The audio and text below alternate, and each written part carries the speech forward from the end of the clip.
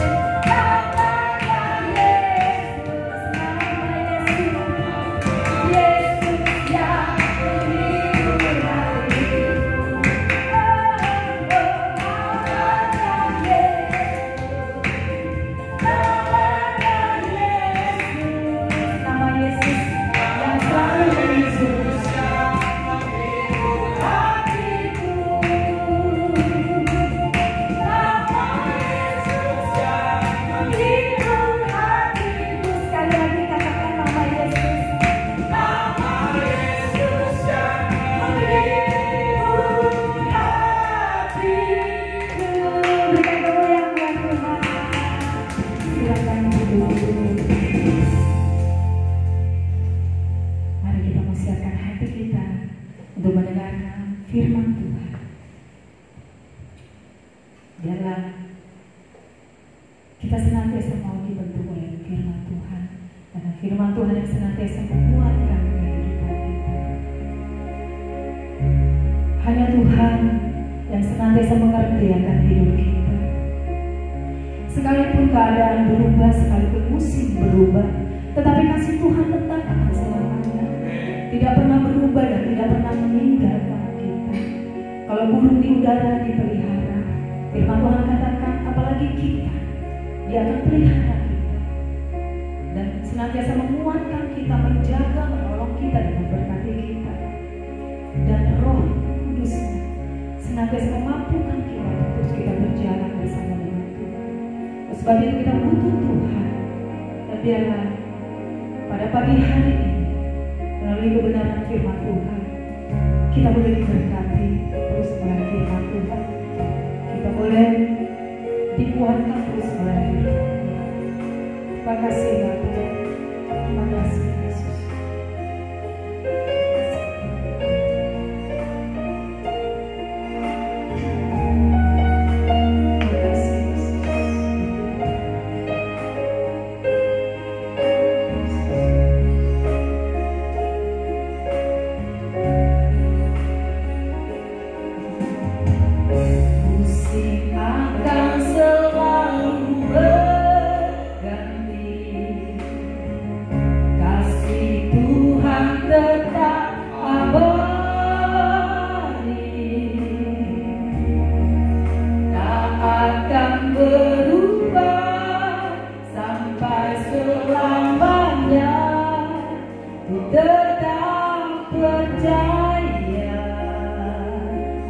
Tuhan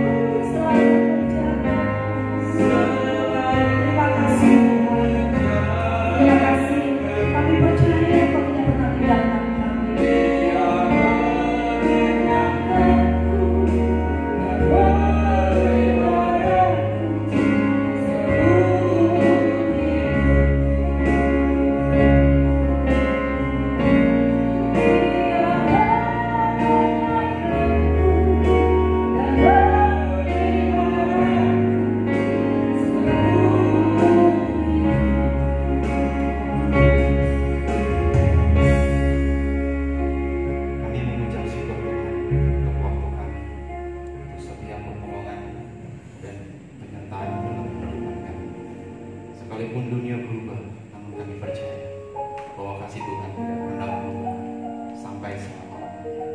Dan kami mau mendengarkan firman. Biarlah firman-Mu memberi kekuatan baru kepada kami, supaya kami benar-benar mengerti, memahami akan jalan-jalan Tuhan kehendaki bagi kami. Terima kasih kami hamba. Layakan untuk berbicara tentang kebenaran firman. Di dalam nama Tuhan Yesus Kristus. Amin. Salam semua. Ya, kita akan membuka Alkitab kita dari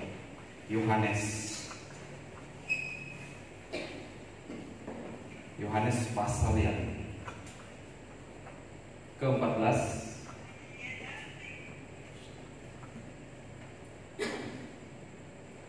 Yohanes pasal yang ke-14 ayat yang ke-26,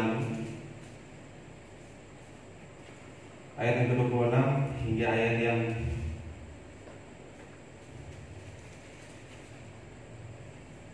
ke-31. Saya akan bacakan kepada kita Yohanes pasal yang ke-14 ayat yang ke-26 hingga ayat yang ke-31. Katakan begini: tetapi penghibur, yaitu Roh Kudus yang akan diutus oleh Bapa dalam namaku, Dialah yang akan mengajarkan segala sesuatu kepadamu dan akan mengingatkan kamu akan semua yang telah kukatakan kepadamu. Damai sejahtera kutinggalkan bagimu, damai sejahtera kuberikan kepadamu. Dan apa yang kuberikan tidak sama seperti yang diberikan oleh dunia kepadamu. Janganlah gelisah dan gentar hatimu. Kamu telah mendengar bahwa aku telah berkata kepadamu, aku pergi, tetapi aku datang kembali kepadamu. Sekiranya kamu mengasihi aku, kamu tentu akan bersukacita karena kamu akan bersukacita karena aku pergi kepada Bapa. Sebab Bapa lebih besar daripada aku. Dan sekarang juga aku mengatakannya kepadamu sebelum hal itu terjadi, supaya kamu percaya apabila hal itu terjadi. Tidak banyak lagi aku berkata-kata dengan kamu, sebab penguasa dunia ini datang dan dia tidak berkuasa sedikit pun atas diriku. Tetapi supaya dunia tahu bahwa aku mengasihi Bapa dan bahwa aku melakukan segala sesuatu seperti yang diperintahkan Bapa kepadaku. Bangunlah, marilah kita pergi dari sini. Ya, sampai situ bacaan kita. Masih dalam konteks tema kita, yaitu tentang peran Roh Kudus dalam kehidupan orang percaya. Dan tahun lalu saya pernah menyampaikan peran Roh Kudus dalam kehidupan orang percaya. Itu bicara tentang bagaimana Roh Kudus itu melahirkan kembali, membuat pikiran kita dibalikan, pikiran yang lama dibalikan menjadi sesuatu yang baru. Nah, itu salah satunya terjadi dalam diri Nikodemus yang ada di dalam Yohanes 3, tentang bagaimana kelahiran kembali yang dilakukan oleh Roh Kudus. Namun dalam kesempatan kali ini saya akan menyampaikan bagaimana Roh Kudus menjadi penolong dan penghibur. Penolong dan penghibur. Di masa situasi yang sulit seperti ini, COVID yang tidak hanya berdampak pada kesehatan masyarakat, tetapi juga psikologi kita berubah. Seakan-akan kita ini menjadi orang yang begitu takut dengan COVID-19 dan sampai menyentuh kehidupan ekonomi yang begitu semakin ambruk. Seluruh dunia merasakan. Menunjukkan apa? Bahwa dunia tidak berdaya. Ketika dunia membanggakan pengetahuan teknologi, ketika dunia membanggakan bahwa manusia bisa sampai ke luar angkasa, tetapi cukup makhluk yang sangat kecil itu membuat kita tahu bahwa manusia tidak berdaya. Apa yang dibutuhkan manusia ketika dalam situasi sulit? Apa yang dibutuhkan manusia di dalam situasi sulit? Yaitu pertolongan. Dan apa yang dibutuhkan manusia ketika mungkin keluarga mereka meninggal, mungkin terkena COVID-19, dan mereka tidak bisa melayani, dan dikuburkan, mereka hanya menyaksikan dari jauh, tidak ada penghiburan. Apa yang dibutuhkan? Penghiburan. Ketika dunia begitu anjlok, ekonomi begitu anjlok, dunia membutuhkan pertolongan. Dan ketika manusia mengalami duka yang sangat mendalam oleh karena wabah ini, mungkin juga duka karena hal-hal yang lain, manusia membutuhkan penghiburan. Apakah cukup dengan segala antisipasi yang dilakukan manusia, mencuci tangan, membersihkan diri, apa cukup? Ternyata manusia membutuhkan pertolongan dari Allah, dan manusia membutuhkan penghiburan dari Allah. Apa yang ditemukan manusia ketika mencari penghiburan di luar? Yang ditemukan kebosanan. Apa yang dirasakan manusia ketika manusia mencari solusi dari luar? Yang diketemukan adalah kekecewaan. Sehingga dari sini kita belajar. Dan di dalam kekristenan kita tahu bahwa ada satu pribadi yang memberikan kita pertolongan dan penghiburan. Ada satu pribadi yang memberikan kita pertolongan, penghiburan. Namun sayangnya tidak semua orang Kristen itu memahami Roh Kudus itu sebagai pribadi. Ada banyak ketika ditanya mereka bingung, siapa Roh Kudus itu?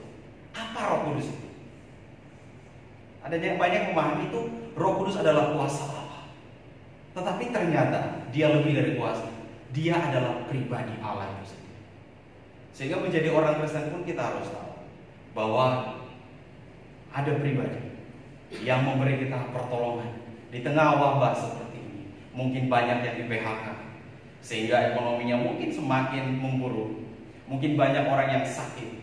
Mungkin banyak sekali duka yang datang oleh karena situasi dunia yang semakin sulit. Yang kita butuhkan ada dua, pertolongan dan penghiburan. Dan itu tidak bisa dilakukan. Sejatinya dunia tidak bisa melakukan apa-apa. Dan Roh Kudus yang sudah dijanjikan Bapa, yang kita peringati setiap tahunnya, dia sanggup memberikan pertolongan, dia sanggup memberikan penghiburan. Dikatakan di ayat 14 begini. Di pasal 14 ayat yang ke-26 ini. Tetapi penghibur, yaitu Roh Kudus yang akan diutus oleh Bapa dalam namaku, dialah yang akan mengajarkan segala sesuatu kepadamu dan akan mengingatkan kamu akan semua yang telah kukatakan kepadamu. Kita tidak percaya Allah, kita tidak pernah melihat Allah, maka Yesus harus turun. Dan kita tahu apa? Masalahnya orang di zaman sekarang tidak melihat Yesus. Lalu bagaimana mereka percaya kepada Yesus sebagai Tuhan? Tidak satupun manusia yang mampu percaya kepada Yesus tanpa Roh Kudus itu sendiri berbicara di dalam diri. Sebabnya Roh Kudus itu pun menyatakan kesalahan kita. Tetapi yang terpenting adalah dalam konteks kita ini, kita di dalam situasi yang sangat sulit, kita membutuhkan pertolongan dan membutuhkan penghiburan. Dan di ayat yang ke-20 itu dikatakan begini, damai sejahtera aku tinggalkan bagimu, damai sejahtera aku berikan kepadamu. Dan apa yang kuberikan tidak sama seperti yang diberikan oleh dunia kepadamu. Ketika kita berbicara tentang pertolongan, apa yang kita pikirkan? Pemerintah memberikan dana 600.000, biaya yang keluar 400.000. Ini pertolongan dunia seperti itu. Tetapi itu sudah menjadi kebijakan yang sangat luar biasa yang dilakukan oleh pemerintah. Tetapi apakah bisa menyamai pertolongan yang Roh Kudus itu berikan? Ternyata tidak. Ketika kita mengalami duka, banyak orang yang datang menghibur kita, memberi kita semangat, support lewat WhatsApp, lewat Facebook. Ternyata penghiburan itu pun tidak sampai kepada penghiburan sejati, sama seperti yang dilakukan oleh Roh Kudus. Bagaimana keadaan keluarga kita sekarang? Bagaimana konteks murid-murid pada saat Yesus berkata, tidak lama lagi Yesus itu nanti pergi. Sehingga dia mengatakan, aku tidak meninggalkan kamu sebagai yatim piatu. Kenapa seperti itu? Kalau kata anak muda sekarang, lagi sayang-sayangnya ditinggalkan. Nah, pada waktu itu murid-murid lagi seperti itu. Yesus mati, mereka begitu sangat down. Ketika Yesus bangkit, mereka bersukacita. Tapi mereka tahu, Yesus akan pergi lagi. Ini suatu keadaan yang sangat menyulitkan mereka. Mereka itu seperti seumpama itu yatim piatu yang tidak lama lagi akan ditinggalkan. Mereka sudah meninggalkan orang tua mereka, pekerjaan mereka seperti Petrus meninggalkan pekerjaannya sebagai nelayan. Dan ketika dia mengikuti Yesus, Yesus yang dia ikuti itu akan pergi. Lalu di mana harapannya? Sama seperti kita kalau kita samakan dengan keadaan sekarang. Kita sudah mulai kerja, tetapi saat kita mulai kerja, COVID-19 datang. Banyak yang di PHK. Kita seperti yatim piatu. Nah, disinilah kita memahami bagaimana Roh Kudus itu memberi pertolongan. Pertolongan apa yang diberikan Roh Kudus? Apakah dia memberi uang? Tidak. Roh Kudus memberikan hikmat. Roh Kudus memberikan kekuatan di dalam jiwa kita untuk terus mengharapkan Tuhan. Sehingga ada lagu berkata, pertolonganmu begitu ajaib, kau telah memikat hatiku. Oleh karena apa? Pertolongan yang diberikan Roh Kudus tidak bersifat sementara. Pertolongan yang diberikan Roh Kudus adalah sesuatu yang bersifat abadi. Sehingga sekalipun saudara di PHK atau keadaan ekonomi saudara, usaha saudara mulai menurun, Roh Kudus menjadi penolong yang sejati bagi jiwa. Saya selalu mengatakan, saya sering membuat renungan di dalam Facebook saya, supaya saya pikir, kalau Facebook saya bisa menjadi berkat, kenapa tidak? Saya membuat Facebook saya dengan renungan.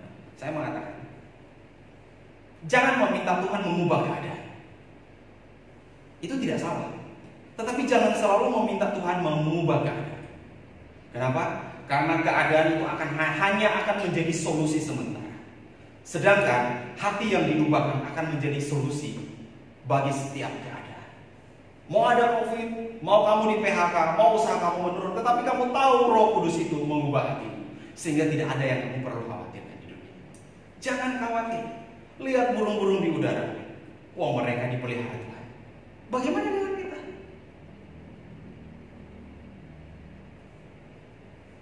Kita terlalu takut. Akhirnya kita sadar bahwa dunia begitu lemah, manusia begitu lemah. Di saat manusia mengandalkan kekuatan teknologi, kepintaran manusia, Tuhan hanya cukup mengizinkan makhluk kecil untuk membuat manusia itu jatuh. Manusia tidak ada apa-apa. Itu sebabnya karena kita tidak memiliki apa-apanya, kekuatan kita, uang kita tidak lagi berharga. Kita harus tahu, Roh Kudus menjadi penolong. Untuk apa? Untuk menolong kita di dalam keadaan kita, di dalam situasi sulit. Roh Kudus memberi kekuatan di dalam jiwa, dan selebihnya masalah berkati itu mengikuti. Tetapi yang kita perlukan adalah kekuatan jiwa untuk menghadapi situasi seperti ini. Dan penghiburan. Tugas Roh Kudus yang kedua yang saya sampaikan, penghibur. Bagaimana situasi hati para murid ketika mereka tahu Yesus akan pergi? Saat mereka sudah memiliki harapan baru, Yesus bangkit dari kematian. Yesus mau pergi lagi. Lalu siapa dong yang membimbing mereka? Lalu siapa dong yang memimpin mereka? Tidak ada.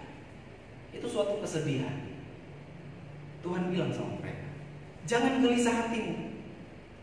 Aku akan pergi menyediakan tempat supaya di mana aku pergi kamu ada di situ juga nanti. Kemana aku pergi, kamu tahu jalan ke situ. Dan siapa yang memberikan itu? Coba kita perhatikan di ayat yang ke-29 ke-28 dikatakan begini. Kamu telah mendengar bahwa aku telah berkata kepadamu, aku pergi tetapi aku datang kembali kepadamu. Sekiranya kamu mengasihi aku, kamu tentu akan bersuka cita.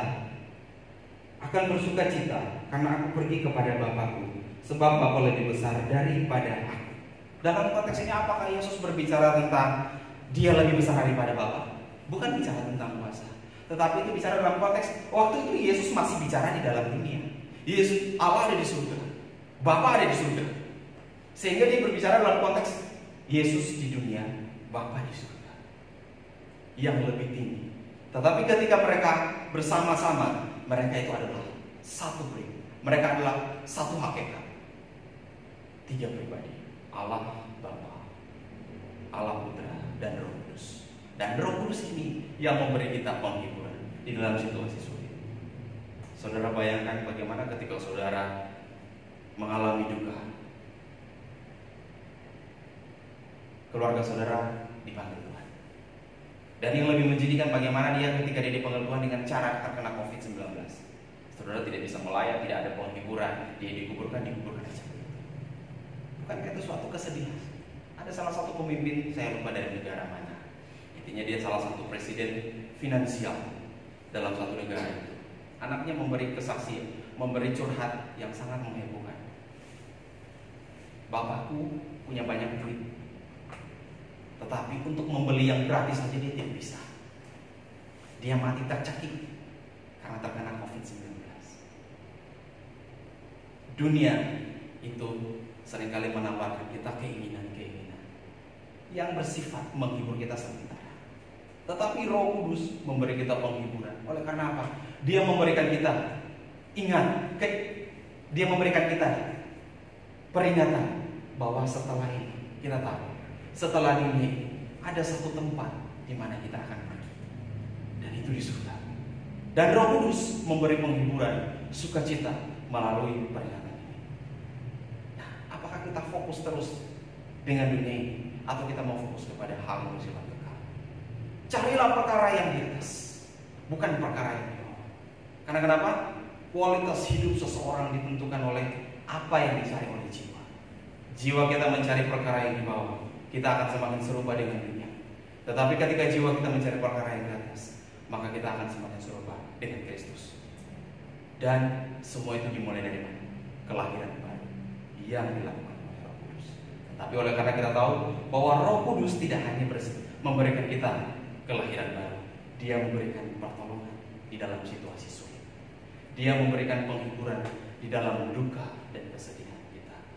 Dan jauh daripada itu, kita harus tahu bahwa Roh Kudus hadir, tinggal. Tinggal Dia, tidak lagi pergi. Ketika Roh Kudus sudah tinggal di dalam diri kita, Dia tidak akan pergi. Dia tidak pernah meninggalkan kita. He didn't forget us. Dia tidak melupakan kita. Kehadiran COVID-19 seakan Allah itu tidak ada. Tetapi kita tahu, Roh Kudus memberikan kita peringatan bahwa Allah tidak pernah meninggalkan. Allah tidak pernah melupakan kita. Dia tetap terus ada. Sekalipun kamu di PHK, sekalipun usahamu menurun, sekalipun kantong itu sudah mulai menipis, sembako di rumah, beras di rumah sudah tidak cukup lagi untuk sebulan ke depan, kita harus tahu Roh Kudus tetap ada bersama dan membukakan jalan, memberikan kekuatan. Kalaupun kita mati karena lapar, Roh Kudus tidak meninggalkan kita oleh karena kelaparan kita, karena Dia tetap tinggal di kita. Tetapi yang dibutuhkan adalah, maukah kita bersuka cita seperti yang dikatakan Tuhan? Coba ayat terakhir kita buka di Filipi 4.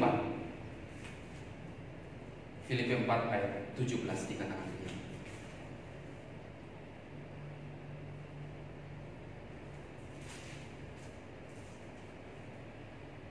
Damai sejahtera Allah yang melampaui segala akal akan memelihara hatimu dan pikiranmu dalam Yesus Kristus.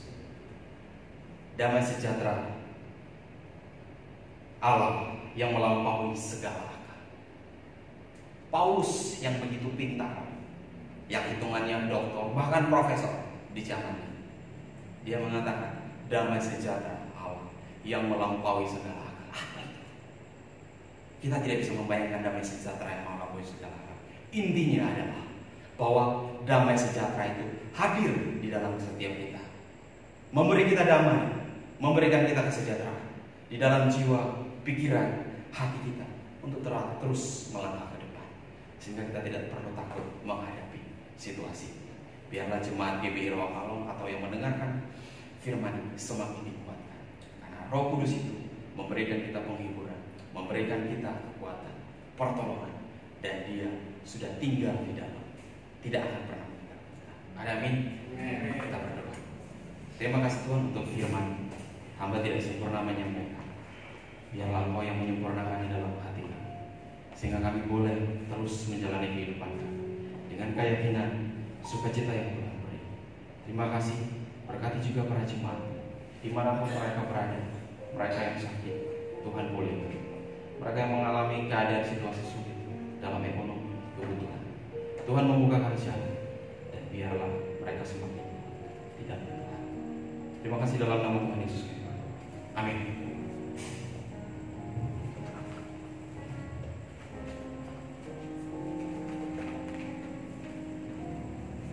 Terima kasih kepada hambanya yang sudah menyampaikan kebenaran firman Tuhan. Tuhan Yesus memberkati.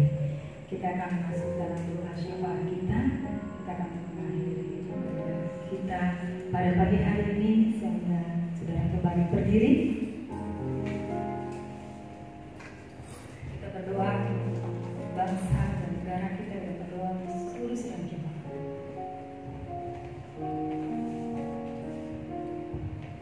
Jemaat Tuhan yang berada di rumah maupun ada di tempat ini, pagi ini kita pandang Tuhan. Kita bersama-sama berdoa kepada Tuhan. Kiranya pagi ini Tuhan memberikan kekuatan kepada kita sekalian ya. Jemaat Tuhan boleh dikuatkan. Meskipun situasi tidak memungkinkan percaya, kita tetap percaya kepada Tuhan. Tuhan Yesus bukan saja menjadi Allah kita, Tuhan Yesus juga menjadi gembala kita, dan Tuhan Yesus menjadi sahabat kita. Sehingga dalam situasi sulit apapun, Tuhan akan memberikan penghiburan kepada kita melalui Roh Kudus-Nya. Terima kasih Bapa. Kami berdoa untuk jemaat Tuhan. Kiranya Tuhan melawat mereka pagi ini Bapa. Mereka yang mengangkat tangan, mereka bertanda Tuhan menyerahkan hidupnya ke dalam tangan-Mu Bapa. Mungkin mereka di dalam ketakutan, mungkin mereka di dalam kekurangan Bapa. Namun kami percaya Tuhan, pagi ini kami berdoa kepada Tuhan.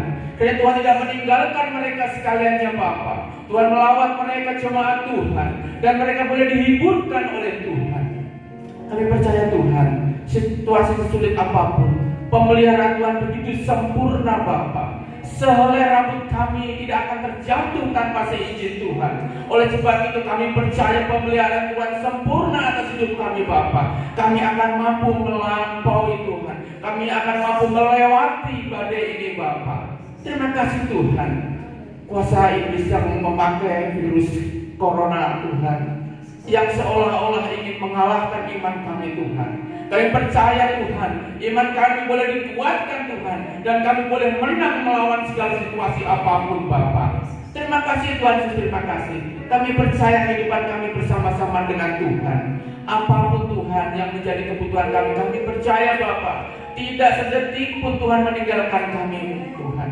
Mungkin kami merasa kekurangan, tapi kami percaya Bapa, Engkau tidak meninggalkan kami Bapa. Suatu saatnya tiba Bapa, kami akan merayakan kemenangan Bapa. Dan virus corona ini Tuhan, boleh Tuhan halaukan Tuhan dari Indonesia ini, bahkan dari muka bumi ini Bapa. Dan kami boleh merayakan kemenangan Tuhan. Terima kasih Bapa, terima kasih. Kami berdoa untuk seluruh jemaat Tuhan. Mari Tuhan melawat mereka Bapa. Jemaat Tuhan yang mungkin merasakan sakit penyakit Tuhan, kelemahan tubuh mereka Bapa. Kami berdoa di dalam nama Tuhan Yesus Kristus. Tangan kasih Tuhan menjamah jemaat Tuhan yang mengalami sakit penyakit Bapa, sehingga mereka beroleh kesembuhan Bapa. Terima kasih Bapa, terima kasih. Usaha jemaat Tuhan yang mungkin mengalami kelusuan oleh karena situasi Bapa, kami percaya Bapa, Engkau akan memulihkannya Bapa. Tuhan turun campur tangan di dalamnya Tuhan, memberi kekuatan, bahkan memberkati Bapa. Terima kasih Tuhan, terima kasih. Mungkin jemaat Tuhan yang ada yang di PHK Tuhan, kami serahkan di dalam tangan-Mu Bapa. Biarlah mereka tidak khawatir Tuhan akan hidup mereka Tuhan, akan apa yang mereka makan dan mereka pakai dan mereka minum Bapa. Kami percaya Tuhan, burung di udara dipelihara oleh Tuhan. Kami umat-Mu Tuhan yang percaya penuh beriman kepada Tuhan. Kami yakin percaya Tuhan juga pelihara kami Bapa. Terima kasih Bapa, terima kasih. Seluruh jemaat Tuhan kami serahkan dalam tangan-Mu Bapa. Tuhan yang memproteksi rumah tangga sidang jemaat Tuhan Bapa, sehingga tidak ada satupun sidang jemaat Tuhan yang boleh dijamah atau boleh terpapar virus corona ini Bapa. Mereka boleh dihindarkan karena ada proteksi yang datang dari Tuhan. Terima kasih Bapa, terima kasih Bapa. Bahkan sakit penyakit apapun Tuhan yang mungkin Tuhan ingin melanda sidang jemaat Tuhan, kami berdoa di dalam nama Tuhan Yesus Kristus. Ada proteksi Tuhan. Terima kasih Bapa, terima kasih Tuhan. Seluruh sidang jemaat Tuhan kiranya boleh dilawat Tuhan pagi ini Bapa. Mereka dihiburkan, mereka dikuatkan iman percaya mereka oleh Tuhan, dan mereka dipelihara Tuhan dengan sempurna Bapa. Kami berdoa untuk bangsa ini Bapa. Engkau pakai bangsa ini Tuhan menjadi alat-Mu Bapa.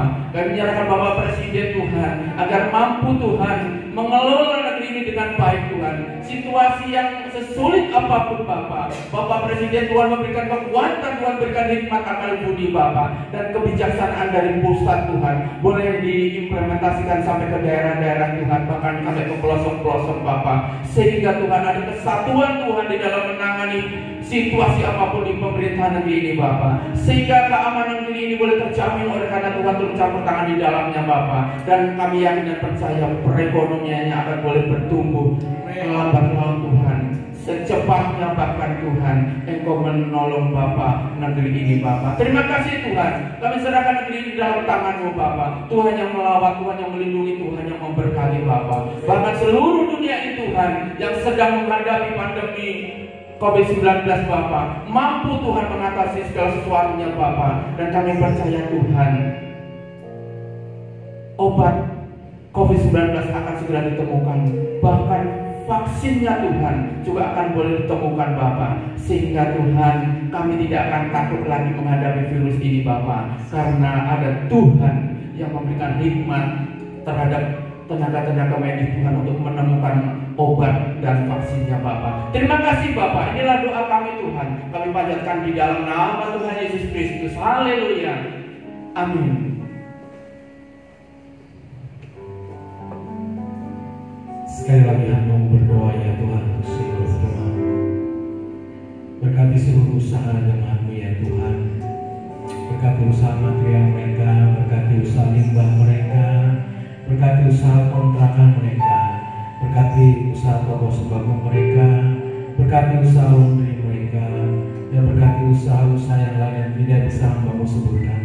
Dan berkati pekerjaan mereka, bisnis mereka ya Tuhan. Apapun yang mereka usahakan dan kerjakan, Tuhan buat berhasil. Saudara yang dikasih dalam Tuhan, Tuhan memberkati engkau dan melindungi engkau. Tuhan menyinari engkau dengan wajah-Nya dan memberi engkau kasih karunia. Tuhan menghadapkan wajah-Nya kepadamu dan memberi engkau damai dan sejahtera. Sekarang terimalah segala berkat kasih anugerah, pulanglah dalam damai sejahtera dari Allah Bapa. Kita kasih pertolongan dari Yesus Kristus, kekuatan bagi Roh Kudus senantiasa menyertai-mu dari sekarang sampai selama-lamanya. Yang percaya berkati Tuhan sama-sama katakan amin.